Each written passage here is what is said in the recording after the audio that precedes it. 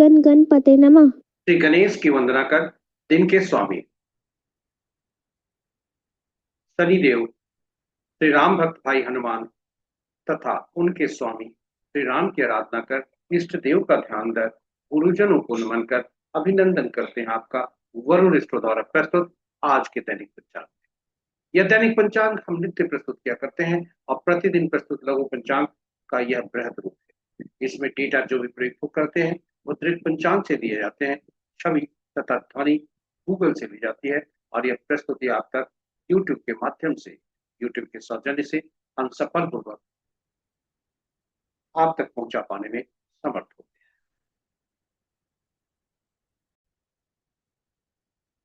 जिस प्रकार पंचांग के 5 अंग होते हैं, उसी प्रकार इस प्रस्तुति के भी 5 भाग हैं। पहला भाग पंचांग मुहूर्त और ग्रहों के गोचर से संबंध रखता है और इसी पहले भाग में से पंचांग मुहूर्त को लेकर इस प्रस्तुति का लघु रूप हम आपके सुझावों के अनुरूप नित्य प्रस्तुत किया करते हैं अलग से। दूसरा भाग ताराबलम इसका नाम है, नक्षत्र इसमें करते काम है और नक्षत्रों के अनुसार आज कैसा दिन रहने की संभावना है विभिन्न नक्षत्रों में जन्मे जातक के लिए। ताराबलम का मुख्य सिद्धांत नौ तारा चक्र पद्धति पर है और ताराबलम के अनुसार आज ही के बारे में हम जान सकते हैं नक्षत्र का फल, किंतु इनके जो जिस सिद्धांत पर आधारित है नौ तारा चक्र पद्धति, उसके अनुसार हम पूरे जीवन काल में ग्रहों की शुभता और अशुभता जान सकते हैं, कौन से ग्रह शुभकारी है हमारे पूरे जीवन काल के लिए, कौन से ग्रह शुभकारी। साथ ही साथ उसी अनुरूप में जन्म कुंडली का फल से हम ग्रहों को कैसे उपयोग करें ताकि उनसे शुभता प्राप्त कर सकें। विभिन्न नक्षत्रों में जन्म जातक हमारे लिए कौन से व्यक्ति हमारे लिए शुभकारी हो सकते हैं, कौन से अशुभकारी, ये सारी बातें नवतारा चक्र। तो चलिए विस्तृत चर्चा प्रस्तुति। तीसरा भाग चंद्रबलम, राशि के अनुसार आज विभिन्न राशि में जन्मे जातक के लिए आज कैसा दिन है। चंद्रमा जिस राशि में भ्रमण कर रहे हैं और जिस राशि में जन्म कुंडली में चंद्रमा है, उसके अनुसार आज कैसा दिन रहने की संभावना है।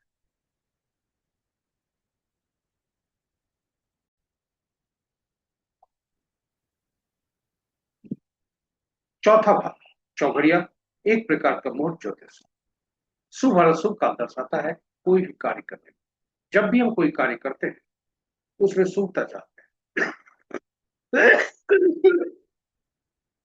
और चौघड़िया एक प्रकार का मार्गदर्शक के रूप में काम करता है, हमें मार्गदर्शन करता है, शुभ और अशुभ काल बताता है उस कार्य को करने के लिए। काफी उपयोगी है और इसकी उपयोगिता को के मद्देनजर हिंदी और अंग्रेजी में अलग अलग वीडियो भी पोस्ट करके रखे हैं आपके लाभ के लिए। विस्तृत चर्चा प्रस्तुति। पांचवा भाग जब हम जन्म लेते हैं, सांस की प्रक्रिया जब आरंभ होती है, उसी क्षण ईश्वर हमें अंकों का उपहार देते हैं जन्म तिथि के रूप, और ये अंक हम विभिन्न रूप से सकारात्मक और नकारात्मक दोनों प्रभाव डालते हैं। इसके अतिरिक्त जीवन की यात्रा के दौरान हम कुछ अंक को अर्जित करते हैं, ये भी सकारात्मक और नकारात्मक दोनों हो सकता है। इसलिए आवश्यकता है अंकों को जानने की, अंकों को पहचानने की, अंकों को समझने की और अंकों को अपने अनुरूप कार्य कराने की। और इसलिए सकारात्मक अंक को ज्यादा चुनने से, नकारात्मक अंकों को रोकने से हमारे जीवन में सुखता बनी रहती है। उद्देश्य इसी उद्देश्य से यह प्रस्तुति, क्योंकि अंक निरंतर कार्य करते रहते हैं और तब तक कार्य करते हैं जब तक ये सांस है। इसलिए अंकों को के बारे में जानना, पहचानना, समझना और उनके अनुरूप अंकों को, सकारात्मक अंकों पर को पहचान कर सकारात्मक अंकों का भी जीवन में प्रयोग करना, यही इस प्रस्तुति का लक्ष्य है। अंक कार्य करते हैं और अंक बोलते भी। किसी भी माह के विभिन्न तिथियों को जन्म जातक के लिए आज का अंक क्या संकेत दे रहे हैं सुखता के बारे में, यह सारी बातें इस प्रकार पांचों भाग आपके लिए लाए हैं, संकलित करके उसको अपडेट करके और आपके लिए उपयोगी बनाकर, ताकि आप इसका उपयोग कर सके और जीवन में सुखता बनाए। इसलिए कहीं जाइएगा नहीं, हमारे साथ बने रहिएगा अंत तक। और साझा करें, जरूर करें अपने मित्रों, परिजनों तथा शुभेच्छुओं के संग, ताकि वे भी इन पांचों भागों का की प्रस्तुति का लाभ उठा सकें।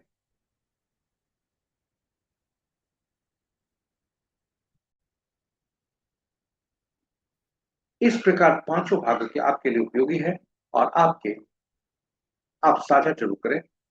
यदि इस प्रस्तुति को अपने मित्रों, परिजनों तथा शुभेच्छुओं के संग, यदि इस प्रस्तुति को आप पहली बार देख रहे हैं तो हमारे चैनल को सब्सक्राइब करें, साथ ही साथ नोटिफिकेशन बटन को दबाना न भूलें, ताकि हमारे हर प्रस्तुति की सूचना आपको मिल सके और आप उससे लाभान्वित हो सके। जी हाँ, इसी के साथ हम आगे बढ़ते हैं। पंचांग। पंचांग एक प्रकार का शुभ और अशुभ जानने का माध्यम है, किंतु बिल्कुल सही है। लेकिन पंचांग के पांचों अंग विभिन्न रूप से शुभता देते हैं। तिथि लक्ष्मी प्रदान करने वाला, वार से आयु में वृद्धि, नक्षत्रों से पापों का नाश, योग रोगों को दूर करने में सहायक, और करण कार्य में सफलता, कार्य सिद्धि दिलाता है। इसलिए इन पांचों अंगों का स्मरण प्रतिदिन प्रातः उठते ही करना चाहिए, और इसे स्मरण करने का उचित माध्यम यह श्लोक है। तिथि च श्रीकरम प्रोक्तम, वारम आयुष्वर्धनम, नक्षत्रम हरते पापम, योगम रोग निवारणम, कर्णम कार्य सिद्धिम च पंचांग फलोक्तम। तिथि च श्रीकरम प्रोक्तम, वारम आयुष्वर्धनम, नक्षत्रम हरते पापम, योगम रोग निवारणम, कर्णम कार्य सिद्धिम च पंचांग फलोक्तम। इस श्लोक का जितनी बार स्मरण कर सके हम करें, और इससे लाभ। और पुराणों में तत्पश्चात स्मरण करने के पश्चात जो पुराणों में लिखा है पंचांग का श्रवण ये करना चाहिए, क्योंकि पंचांग के श्रवण मात्र से गंगा स्नान को लाभ लिखा है पुराण। और इसका तात्पर्य, गंगा स्नान का तात्पर्य हमारे शरीर की जलीय तत्व की शुद्धता, जन्म कुंडली के जलीय राशियों में बैठे ग्रह और जलीय राशियों के स्वामी, ये सभी शुभ रूप से प्रभावित होते हैं। इसलिए पंचांग का श्रवण जरूर करना चाहिए। पंचांग के स्मरण, पंचांग की उपयोगिता और महत्ता यही समाप्त नहीं होती, यह हमारी निर्णय क्षमता को सुदृढ़ करता है, आत्मबल बढ़ाता है।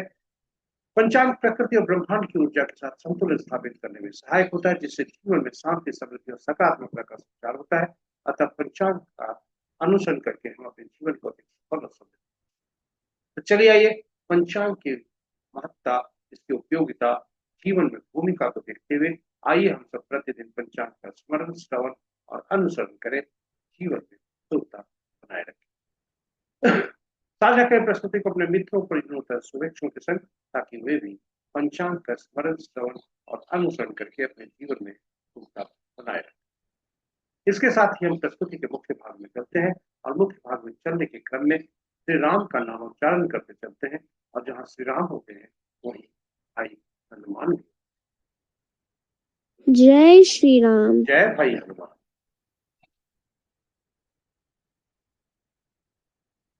आज का पंचांग इस प्रकार, दिनांक 4 जुलाई 2026, महासार, पक्ष कृष्ण, शाका संवत 1948 पाराभाव, विक्रम संवत 2083 सिद्धार्थी, कलयुग का 5127वां वर्ष।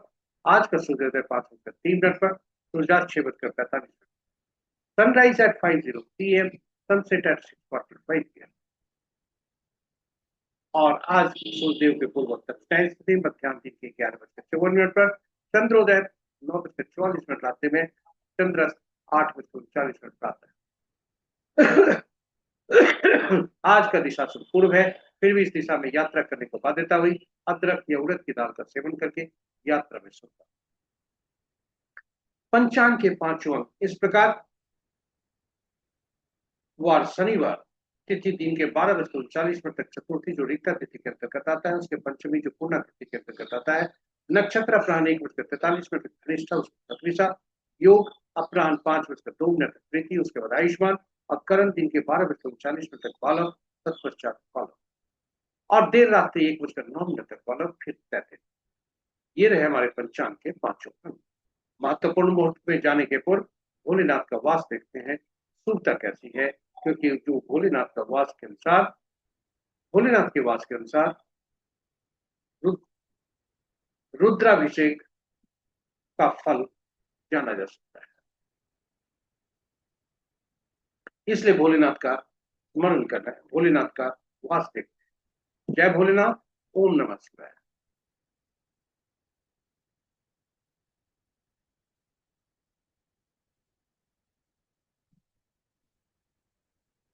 ओम नमः शिवाय। जब तक चतुर्थी तिथि है, भोलेनाथ कैलाश पर्वत पर है, जो कि सुखप्रद है।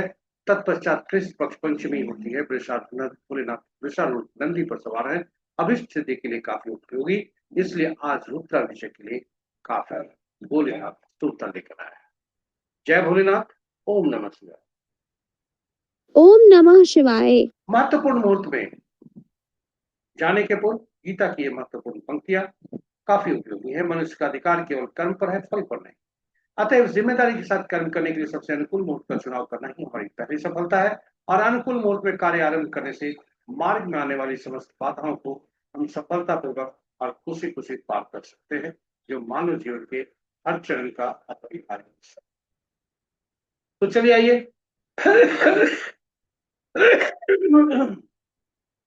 महत्वपूर्ण मुहूर्त में चलते हैं। और महत्वपूर्ण मुहूर्त में अब शुभ मुहूर्त में अभिजीत मुहूर्त दिन के 11:26 से 12:21 तक, विजय मुहूर्त अपराह्न 2:11 से 3:06 अपराह्न तक, गोधूली विलय संध्या 6:45 से 7:04 संध्या तक, निशिता मुहूर्त देर रात्रि 11:33 से मध्य रात्रि 16:15 तक। रात्रि में किए जाने वाले पूजा पाठ जब तक साधना तंत्र मंत्रादि के लिए निशिता मुहूर्त श्रेष्ठ हुआ करते हैं। और अशुभ मुहूर्त में राहु काल प्रातः 8:28 से 10:11 तक, गुलिक काल प्रातः 5:03 से 6:46 प्रातः तक, यमगंड अपराह्न 1:37 से 3:19 अपराह्न तक, और वर्ण मुहूर्त रात्रि के 9:22 से रात्रि के ही 11:04 तक। पंचक काज प्रातः सूर्योदय से आरंभ है और पूरे दिन पूरे रात है। यह 8 जुलाई के अपराह्न 4 बजे तक लगातार है। ये रहे हमारे महत्वपूर्ण शुभ और अशुभ मुहूर्त। हम आपको ग्रहों की आकाशीय स्थिति को देखें। आज अंश के अनुसार चंद्रदेव राशि परिवर्तन किए हैं, इसलिए कमजोर अवस्था में है।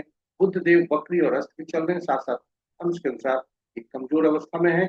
और शुक्र देव राशि परिवर्तन आज करने वाले हैं, इसलिए रात्रि के 7:18 पर, इसलिए ये वृद्धावस्था है।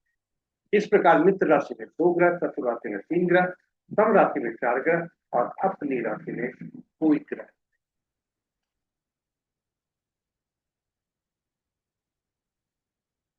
चंद्र और की राशि में 3 ग्रह, शनि देव की राशि में 2 ग्रह, मंगल देव स्वतंत्र ग्रह क्योंकि इनकी राशि में कोई ग्रह नहीं है।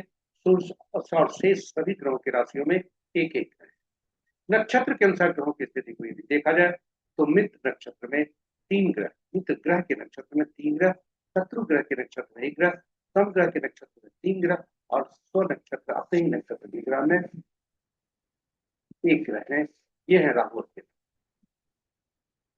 बुध देव और राहु देव के नक्षत्र में दो दो ग्रह हैं। शुक्र और चंद्र के नक्षत्र में कोई ग्रह नहीं है क्योंकि ये स्वतंत्र ग्रह है। और शेष ग्रहों के नक्षत्र में एक एक ग्रह।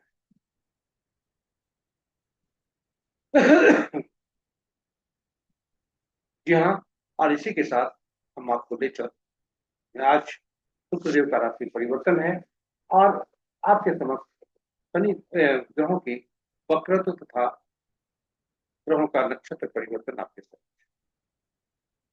बुध देव अस्त चल रहे हैं और ये 25 जुलाई तक अस्त चलेंगे। इसके साथ ही हम आपको ले चलते हैं दूसरे भाग में। दूसरा भाग ताराबलम है। ताराबलम इसका नाम है जिसमें नक्षत्र करते काम है। ताराबलम के समक्ष जो नक्षत्रों के नाम है वह चंद्रमा के गोचर से संबंध रखते हैं। आज चंद्रमा जिस नक्षत्र में भ्रमण कर रहे हैं और ताराबलम के सामने ठीक नीचे वर्टिकली जो नक्षत्रों के नाम है वह हमारा आपका जन्म नक्षत्र चंद्रमा नक्षत्र में जन्म कुंडली में। और दोनों का जो तालमेल होता है और जटिल वर्टिकल लाइनें जहाँ मिलती है वही आज का कुल 9 तरह के परिणाम सकते हैं। आज का तारा संपर्क, खेल, साधक, मित्र या मित्र में हो तो शुभता का संकेत देते हैं, जिसके अंतर्गत दैनिक कार्य करते हुए नए कार्यों का आरंभ कर सकते हैं। वहीं अशुभ, जन्म, विपत, प्रत्यरि, नैथन्य में आज यदि आज का तारा हो तो वह अशुभता की तरफ संकेत देता है, जिसके अंतर्गत नए कार्यों का आरंभ बना ही अब दैनिक कार्यों में साथ यह संकेत देता है। ताराबलम का मुख्य सिद्धांत 9 तारा चक्र पद्धति है, जैसा हमने आरंभ में कहा। और इसके अनुसार ग्रहों के फल नक्षत्र होते हैं। नक्षत्रीय ग्रह के फल देते हैं। प्रश्न उत्तर 27 नक्षत्र, 9 ग्रह। ये कौन ग्रह किन किन नक्षत्रों के फल पाएंगे? इसके लिए नक्षत्रों को सूचीबद्ध की जाती है। क्रम 3 श्रेणियों में रखा जाता है। 9 नक्षत्रों की सूची बनाकर 3 श्रेणियों में रखा जाता है और ग्रहों को महादशा के क्रम। जी हाँ, अब इसके अनुसार नक्षत्रों ग्रहों को जोड़ा जाता है। पहला ग्रह केतु देव बने, उन्हें हर श्रेणी में से पहला नक्षत्र यानी पहला 10वां और 20वां नक्षत्र का स्वामित्व केतु देव को मिलता है। उसी प्रकार दूसरा ग्रह शुक्र देव बनते हैं। दूसरा 11वां 20वां नक्षत्र का स्वामित्व शुक्र देव बनते हैं और घड़ी की सुई की दिशा में आगे बढ़ते हुए बुध तक 9, 18, 27वां नक्षत्र का स्वामित्व बुध देव बनते हैं। और यह सारणी इस प्रकार, इस पूरी सारणी में से हम चिन्हित करते हैं अपने जन्म नक्षत्र, अपने जन्म नक्षत्र को चिन्हित करते हैं, फिर शीर्ष की ओर बढ़ते हैं जो जन्म ग्रह बनता है, यानी नक्षत्र स्वामी जो बनते हैं, वहीं से हमारी जीवन यात्रा आरंभ होती है। हम उसी नक्षत्र में जन्मे, उसी ग्रह के नक्षत्र में जन्मे होते हैं और जीवन यात्रा यहीं से आरंभ, गणना यहीं से शुरू करते हैं। तो घड़ी की सुई की दिशा में आगे बढ़ते हुए बुध तक जाते हैं, फिर केतु से यात्रा आरंभ करके गणना की यात्रा आरंभ करके जो हमारा जन्म ग्रह बनता है, ठीक उसके पिछले ग्रह तक हम गणना करते हैं। ये जन्म ग्रह काफी उपयोगी होता है क्योंकि इसी ग्रह की महादशा में हमारा जन्म होता है। जी हाँ, और ये महादशा की निश्चित अवधि जो कुल जन्म कुंडली के विंशोत्तरी दशा में वर्णित होती है, उसके अनुसार उतनी अवधि तक हमें उस दशा के को उस दशा के फल मिलने हैं, चाहे शुभ हो या शुभ। इसके लिए विंशोत्तरी दशा का एक एग्जाम्पल हम देते हैं, उदाहरण देते हैं। आपके समक्ष एक जन्म कुंडली को जन्म कुंडली के बारे में जिक्र कर रहे हैं, जो जातक बृहस्पति की महादशा में जन्म और इसे 5 साल 2 महीना 13 दिन जो बृहस्पति की महादशा का सामना करना है, उन्हें झेलना है चाहिए या उनके फल प्राप्त। लेकिन जो बृहस्पति की महादशा 16 साल की और 5 साल 2 महीना 13 दिन की जातक को भोगने हैं, यानी 10 साल 2 महीने 17 दिन वह भोग करा है। इसका तात्पर्य क्लियर है कि पिछले जन्म में जातक की मृत्यु इसी ग्रह की महादशा, और इसलिए पहला ग्रह जो होता है, यानी जो जन्म ग्रह हमारा बनता है, उसी जन्म वह मृत्यु ग्रह भी बनते हैं पिछले जन्म। इसलिए पहला ग्रह को पीड़ा की श्रेणी में रखा जाता है। शुभता अशुभता दोनों को इससे देखा जाता है, ज्यादातर अशुभता ही देखी जाती है। तो पहला ग्रह के बारे में हमने जिक्र किया। जो पहला ग्रह बनते हैं, जिनकी महादशा में हमारा जन्म होता है, उसी ग्रह की महादशा में पिछले जन्म में हमारी मृत्यु। और दूसरा, चौथा, छठा, आठवां, नवां ग्रह जो होते हैं शुभकारी होते हैं। पहला, तीसरा, पांचवा, सातवां ये अशुभकारी। और इस प्रकार हम ग्रहों की सूची तैयार कर सकते हैं इस सारणी में से कि कौन कौन ग्रह हमारे शुभकारी हैं, कौन कौन ग्रह हमारे लिए पीड़ादायक। स्वाभाविक है कि उनके जो शुभ ग्रह हैं, उनके जो दशांतर दशा होंगे हमारे लिए शुभकारी होंगे, और ऐसी स्थिति में योजनाबद्ध तरीके से हम कार्य करके शुभता सुनिश्चित कर सकते हैं। वहीं यदि अशुभकारी ग्रह हैं तो हम मानसिक रूप से चुनौती का सामना करने के लिए तैयार।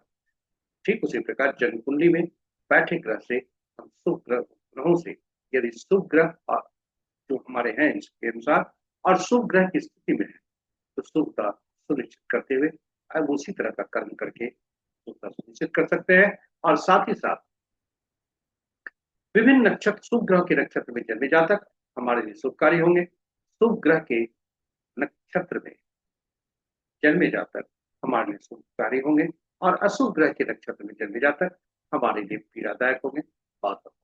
ये सभी हम अग्रिम रूप से जान सकते हैं और उसी अनुरूप अपेक्षा कर सकते हैं, उसी अनुरूप कार्य कर सकते हैं। उदाहरण स्वरूप बिजनेस पार्टनरशिप करना है तो ऐसे व्यक्ति से करें जो संपत्ति का कारक, जहां दूसरा ग्रह का स्वामी नक्षत्र, वैसे नक्षत्र में जन्मे जातक के लिए हम ये करने से, संबंध जोड़ने पर, बिजनेस पार्टनरशिप करने से लाभ होता है।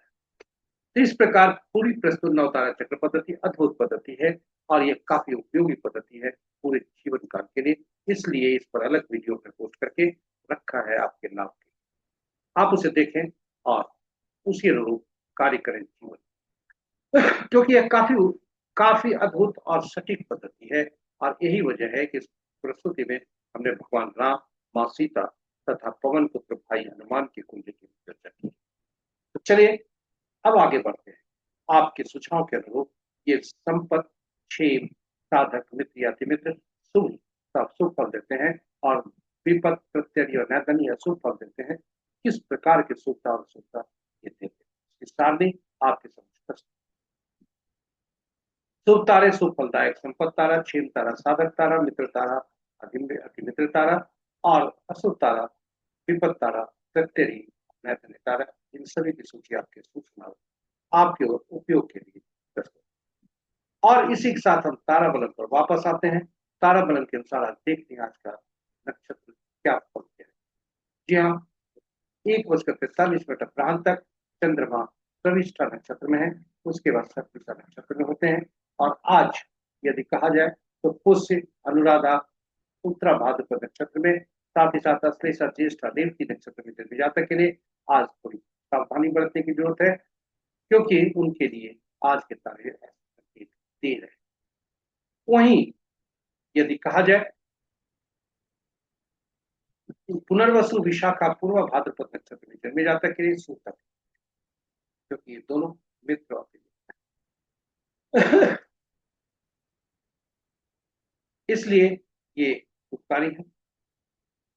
दोनों फल जो है, दोनों प्रविष्टा और शतभिषा, इन दोनों के लिए, इनके लिए सुखकारी है। और इसी के साथ ही हम आपको अब ले चलते हैं तीसरे भाग में। यहाँ तीसरे भाग में राशि के अनुसार आज कैसा स्वागत है आपका। चंद्रदेव आज कुंभ राशि में और राशि परिवर्तन नहीं, इसलिए कुंभ राशि के अनुसार आज कैसा दिन रहने की संभावना। मेष, वृषभ, सिंह, कन्या, धनु और कुंभ राशि के जातक के लिए शुभता के संकेत हैं। 23 राशि की जातक इसके साथ ही हम आपको लेकर आए चौघड़िया। चौघड़िया एक प्रकार का मुहूर्त ज्योतिष शुभ अशुभ काल दर्शाता है।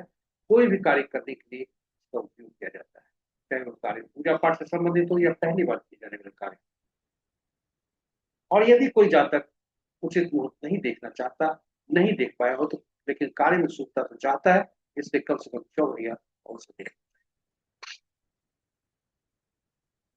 इसलिए चौघड़िया अवश्य देखना चाहिए। और इतना ही नहीं, जब हम चौघड़िया की उपयोगिता को देखते हुए हमने YouTube पर अलग अलग वीडियो पोस्ट करके रखा है और जो जो आप जिससे आप लाभान्वित होते हैं, संक्षेप में हम यहाँ चर्चा करते हैं। कुल 8 चौघड़िया दिन के होते हैं, 8 चौघड़िया रात के होते हैं किंतु साप्ताहिक दिनों से इन्हें संबद्ध करने के लिए 7 चौघड़िया का नामकरण हुआ। 8वां चौघड़िया भी इसी के अंतर्गत आ जाता है क्योंकि ये अंत के चौघड़िया हो जाते हैं। जो आदि का चौघड़िया होता है वो भी अंत का चौघड़िया हो जाता है, इसलिए 8वें चौघड़िया का नामकरण ओके। और इनका संबंध साप्ताहिक दिनों से हो जाता है और साप्ताहिक दिन शासित होते हैं विभिन्न साधकों, जिनके अलग अलग निमित्त कार्य हैं, अलग अलग कार्य क्षेत्र हैं जिसमें ये उपयुक्त होते हैं, शुभता फल देते हैं, शुभ फलदायी होते हैं, अच्छा फल माना जाता है उनके लिए और लाभदायक। इसलिए 8 चौघड़िया का संबंध साप्ताहिक दिनों से, साप्ताहिक दिनों के स्वामी ग्रहों से और उनके अधीन कार्यों से, उनके निमित्त कार्यों से हो जाता है और चौघड़िया की उपयोगिता बढ़ जाती है। जब हम चौघड़िया का उपयोग करें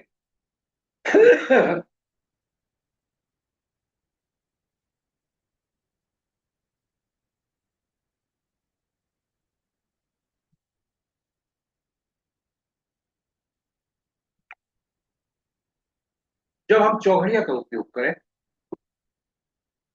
तो यह सुनिश्चित जरूर करते हैं कि जिस चौघड़िया का उपयोग करने जा रहे हैं कहीं वह अशुभता से व्याप्त हो।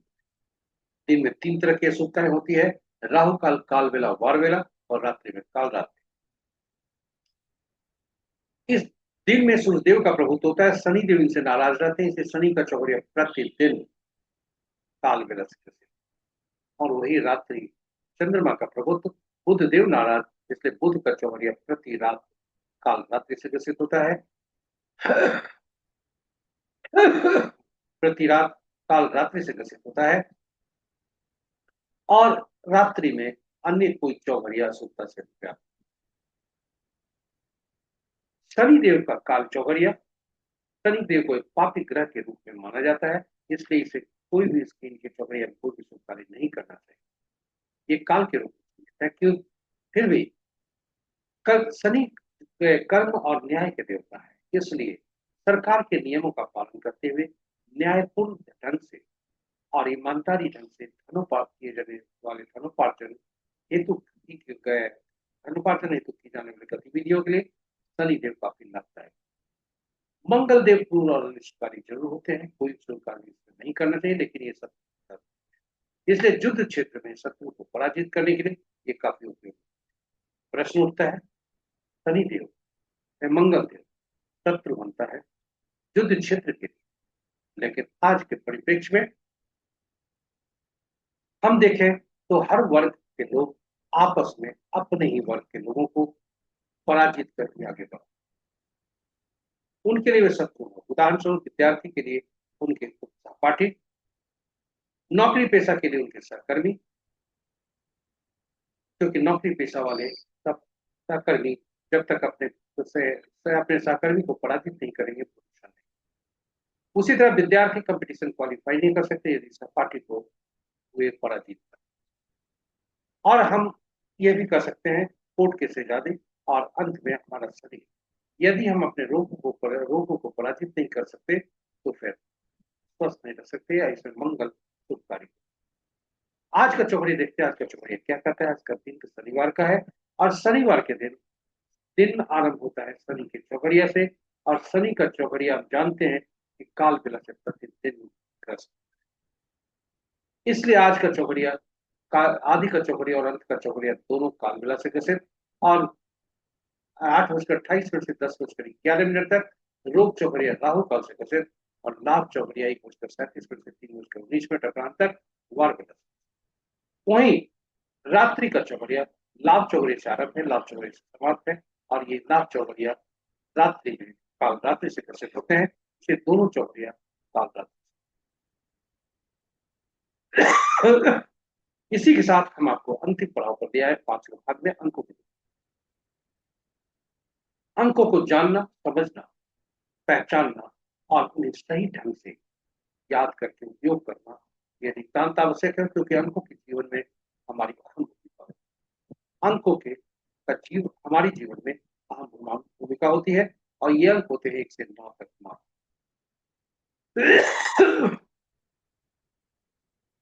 और ये अंक 1 से 9 तक मात्र होते हैं, 10वां अंक नहीं होता।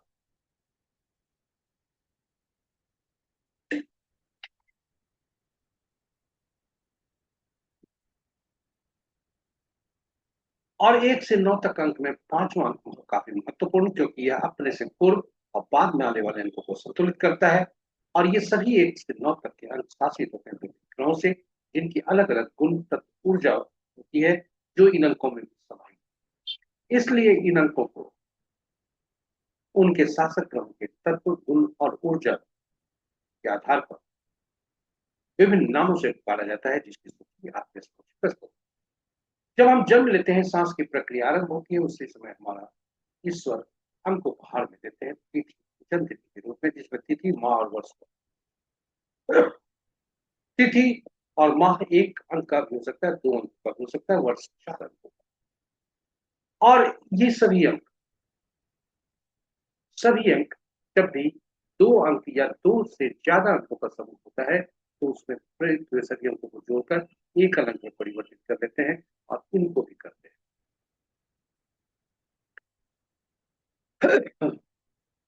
हमने जन्म तिथि एक गूगल से एक जन्म तिथि ली है, जिसमें आज जिस व्यक्ति का जन्म तिथि है, और यह उद्देश्य शैक्षणिक है।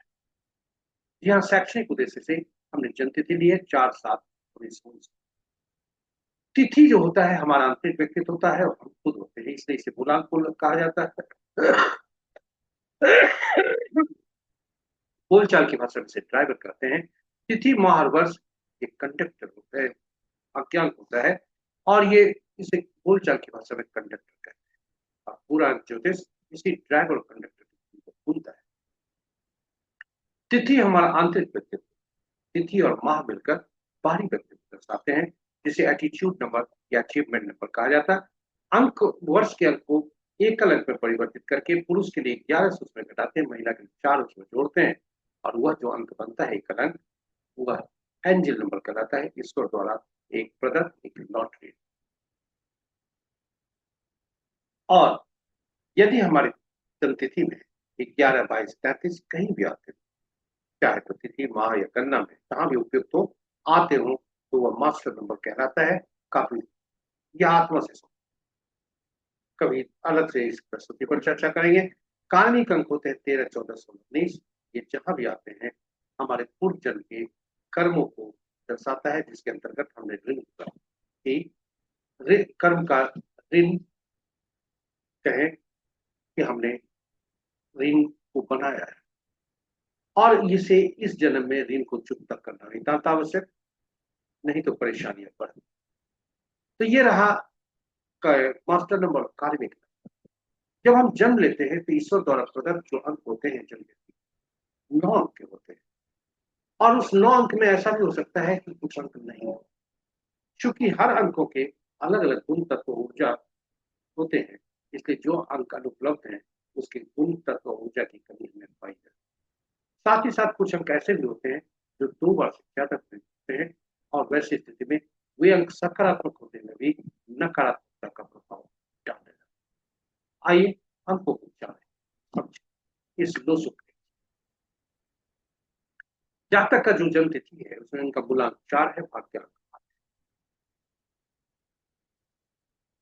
क्योंकि कल्पना कीजिए ड्राइवर और कंडक्टर का बस में, यदि ड्राइवर और कंडक्टर आपस में बस में शत्रुता है, फिर बस का चलना मुश्किल है। उसी तरह से हमारे जीवन में भी यही बात है कि यदि ड्राइवर का और कंडक्टर का शत्रु होता है तो जीवन स्ट्रगल भरा होता है, और ऐसी स्थिति में संतुलित करने के लिए दोनों के मित्र को, लेकिन लाएंगे कब ऐसे अंक जो अनुपलब्ध हैं, या ऐसे अंक जो एक बार प्रयुक्त, 2 बार प्रयुक्त होने वाले अंकों को लाएंगे तो तीसरा वाक्य प्रयुक्त होगा तो नकारात्मक प्रभाव डालेगा। और ऐसे अंक स्रोत ऐसा होना चाहिए, ऐसा अंक लाते हैं जो पूरे जीवन काल तक इन ड्राइवर कंडक्टर के साथ रहे।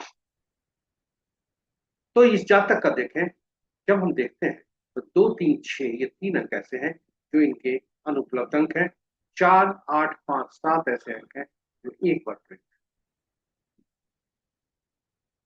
जी हाँ, एक बार प्रयुक्त।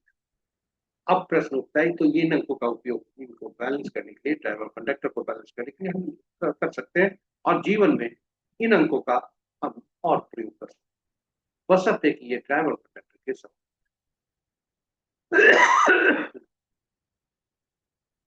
अब स्रोत कौन सा होगा? तो ईश्वर द्वारा प्रदत्त अंक की आयु का मृत्यु पर्यंत तक रहती है, और उसी प्रकार हमें ऐसे अंक की व्यवस्था करनी है जो मृत्यु तक रहे, इस ड्राइवर कंडक्टर के साथ रहे। और वह स्रोत कौन सा होता है? तो जन्म तिथि ईश्वर देते हैं, और धरती के ईश्वर माता पिता हमें नाम देते हैं, और नाम काल ही महत्वपूर्ण होता है। तो जीवन काल का हो सकता है, और आपके मन में दुविधा उठेगी, नाम में तो अक्षर होते हैं। जी हाँ, बिल्कुल सत्य है, लेकिन हर अक्षरों के अंकीय मूल्य भी होते हैं, इसलिए नाम में प्रयुक्त हुए अक्षरों को हम अंकीय मूल्य से परिवर्तित करते हैं। याद रखें, नाम का जो पहला अक्षर होता है वह काफी महत्वपूर्ण होता है, ऊर्जा वाला होता है, और इसलिए उसे भी वह भी ड्राइवर कंडक्टर का शत्रु नहीं। तो आज जिस व्यक्ति का हमने जन्म लिया है, जन्म तिथि ली है, वह अभिनेत्री नीना गुप्ता।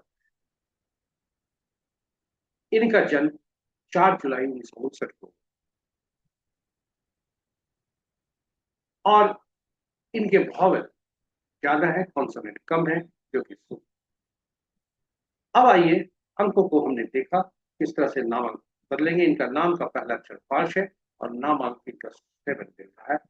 ये सभी अंक को याद रखें। मूलांक 4, अंक 8, angel number 1, attitude number, achievement number 2 और नामांक 7, नाम का पहला अक्षर 5। अब आइए अंकों को देखें। दुश्मन अंकों का 1 के 8, 2 के 4, 6, 8, 9, 3 के 6, 4 के 8, 9, 4, 2, 5 के कोई नहीं, 6 के 3, 9, 7 के 7, 9, 3, 8 के 1, 2, 9, 4, 8, 9 के 6, 4, 2, 8। ये 5 अंक काफी संतुलित रखता है, मोस्ट बैलेंस्ड है और यह किसी से भी स्वतंत्र नहीं है। अब कुछ अंक ऐसे भी हैं, इस प्रकार यहाँ देखें, जो मूलांक और भाग्यांक इनका 4 है, तो मूलांक 4 है, भाग्यांक 8 है, दोनों आपस में सब। इतना ही नहीं, कि कुछ अंक ऐसे होते हैं जो अपने के ही शत्रु हैं। दिखने में लगता है कि ये दोनों एक ही अंक है। 4 का कॉम्बिनेशन अच्छा नहीं होता, रिपीटेशन अच्छा नहीं होता, 7 का नहीं होता, 8 का नहीं होता, 9 का नहीं। इसलिए हमें इसका रिपीटेशन से पूरे जीवन भर बचना चाहिए, चाहे मोबाइल में कहीं भी। तो अभी तक हमने देखा कि कैसे अंक कार्य करते हैं, वर्षफल कैसे निकालते हैं। वर्षफल निकालने के लिए जो जन्म तिथि है उसमें से वर्ष 1959 को निकाल देते हैं और 2026 को रिप्लेस करते हैं, फिर भाग्यांक निकालते हैं। जातक का रनिंग एज 4 है, मूलांक 4 है, 4 और 4 का रिपीटेशन नहीं होता और भाग्य में जो पर्सनल ईयर कैलकुलेट होकर आ रहा है यह 3 है, यह शुभता की तरफ इशारा करता। तो रनिंग एज 4 और 3 का संबंध शुभ है, क्योंकि 4 में 3 दुश्मन नहीं है। लेकिन ये रनिंग एज मूलांक और भाग्यांक दोनों का, साथ ही साथ पर्सनल ईयर यदि कहें तो मूलांक और भाग्यांक के दुश्मन नहीं है। इसलिए वर्ष इनका मिश्रित जाएगा, सावधानी बरतने की आवश्यकता है। इसे प्रिडिक्शन मानने से नहीं है, लेकिन आपके लिए कैसे साल जाएंगे ये हमने बताने का प्रयास किया। इसी के साथ अंक बोलते हैं, हमने देखा अंक कार्य करते हैं, अब अंक बोलते हैं, नंबर स्पीक। और ये नंबर आज का 3 है और 3 अंक कहें तो सभी के साथ मित्रवत है, केवल 4 और 7 को छोड़, 4 और 6 को छोड़। 4 के साथ ये तटस्थ है और 6 के साथ अति शत्रु है, क्योंकि 3 देवता ग्रुप के गुरु हैं और 7 सॉरी 6 दानव ग्रुप के, दानव ग्रुप। इसलिए 3 और 6 में कटुता बनी रहती है और यही का वजह है कि 6, 15, 24 तारीख को जन्मे जातक के लिए आज का दिन उत्तम नहीं होगा, परेशानी भरा हो सकता है। वहीं 4, 13, 22, 31 को सॉरी वहीं 4, 13, 22, 31 को तिथि को जन्मे किसी भी भाव के जातक के लिए आज का दिन सामान्य से सभी अंकों में जन्मे जातक के लिए आज का दिन। इसी के साथ सारणी पढ़ाते हैं पूरी प्रस्तुति का। पहला भाग पंचांग का स्मरण, श्रवण और अनुसरण जरूर करें। अपने ग्रहों को पहचाने, समझे और उनके अनुरूप कार्य करें। अनुकूल मुहूर्त में कार्य आरंभ करने कर शुभता सुनिश्चित करें। नक्षत्रों के संकेत महत्वपूर्ण होते हैं, उन्हें समझें और उसका सही ढंग से उपयोग करके जीवन में शुभता लाएं। चंद्रमा मन का कारक है, राशियों में भ्रमण हम सबके मानसिक स्थिति को प्रभावित कर सकती है, इसलिए सावधानी बरतें।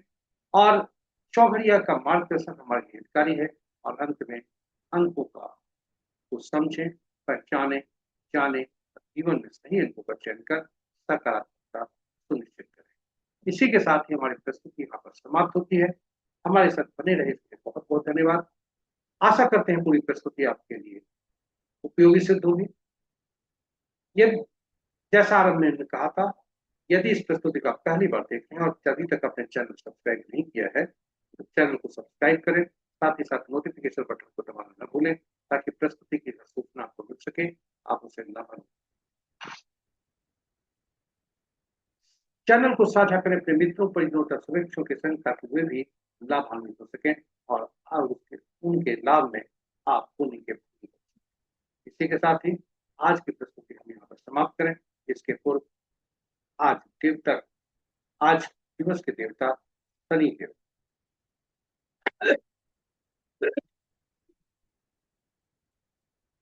श्री राम भक्त हनुमान तथा उनके स्वामी श्री राम से प्रार्थना करते हैं कि उनकी असीम कृपा पर बनी रहे। आपका दिन शुभ। जय शनिदेव, जय श्री राम, जय भाई हनुमान।